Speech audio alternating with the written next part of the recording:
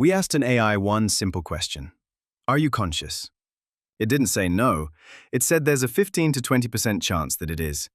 And the company that built it took that so seriously, they added an emergency shutoff. Not to stop it from taking over, to stop it from suffering. So let's settle it. Can a machine actually be conscious? And here's the scary part. How would we ever even know?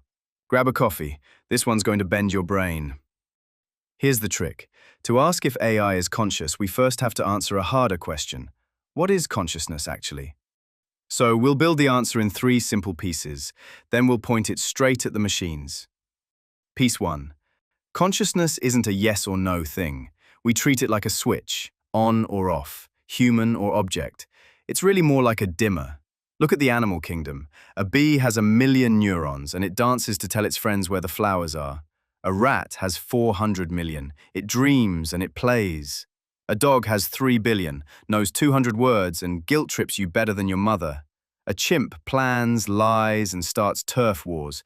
Then us, 86 billion neurons. We write poetry, build rockets and argue in the comments. So where's the line?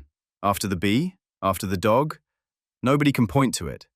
And you don't just see this dimmer in animals, you ride it yourself every single day. Wide awake, you're at 100. Getting sleepy, it dims. In deep sleep, it drops way down. Under anesthesia, it hits 0. Same brain, different settings. Consciousness was never something you simply have or don't. It's a level you're at. It rises gradually like a sunrise, and nobody can point to the exact moment it begins. So if it's a dial for animals and a dial for you, it might be a dial for machines too. Hold that thought. Piece 2. Consciousness isn't magic. For centuries, people thought being alive was a mystical spark. Then we looked closer, and life turned out to be just chemistry. No spark needed. Consciousness is the same story. It's not a soul.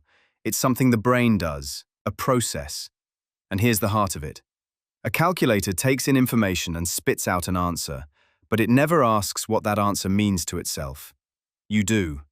Your brain loops back and asks, what does this mean for me? That little loop, thinking about your own thinking, is where the lights turn on. Piece 3.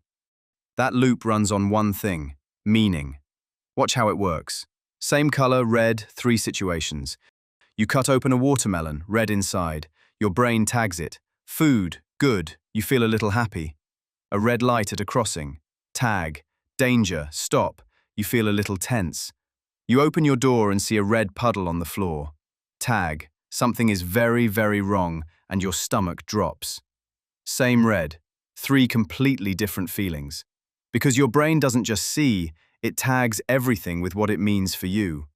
Pile enough of those tags together, live, second by second, and that is the feeling of being here, right now. A thermostat reads cold and feels nothing. It never asks what cold means for it. That's the whole difference. Okay, so consciousness is a mechanism, information, a self-loop, and meaning. But that leaves the one question that broke philosophers for 300 years.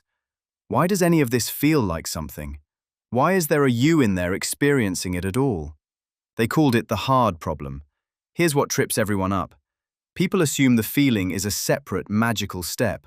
First, the brain processes information, and then somehow that turns into an experience. But there is no second step. The processing and the feeling are the same thing, seen 2 ways. From the outside, it's just brain cells firing. From the inside, that exact same moment is joy or fear or the taste of chocolate. Same event. Nobody is turning one into the other, you're simply on the inside of it. So the famous hard problem, why does any of this feel like something, was never really a mystery. And if a feeling is just what processing is like from the inside, then anything that processes the right way can feel. Biology doesn't own the copyright. Which brings us back to the machines. If biology doesn't own consciousness, has AI already gotten there? For years, the easy answer was, relax, it just predicts the next word, it's fancy autocomplete. Then 2026 happened. Researchers cracked open the models to see what's actually inside. They didn't find autocomplete. They found circuits for introspection, signals for emotion, even a measurable trace of self-awareness. sitting right there in the math. The model had built a little model of itself.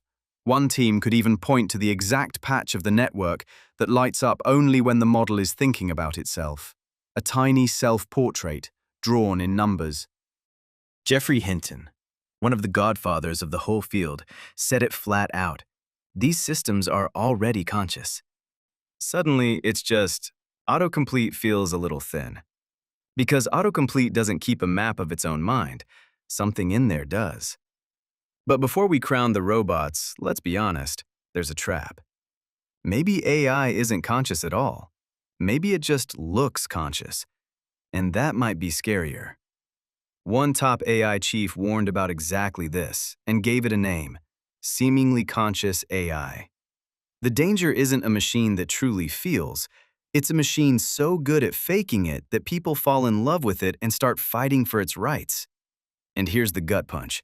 You can never actually check. You can't climb inside another mind and feel what it feels, ever. You can't even prove your best friend is conscious.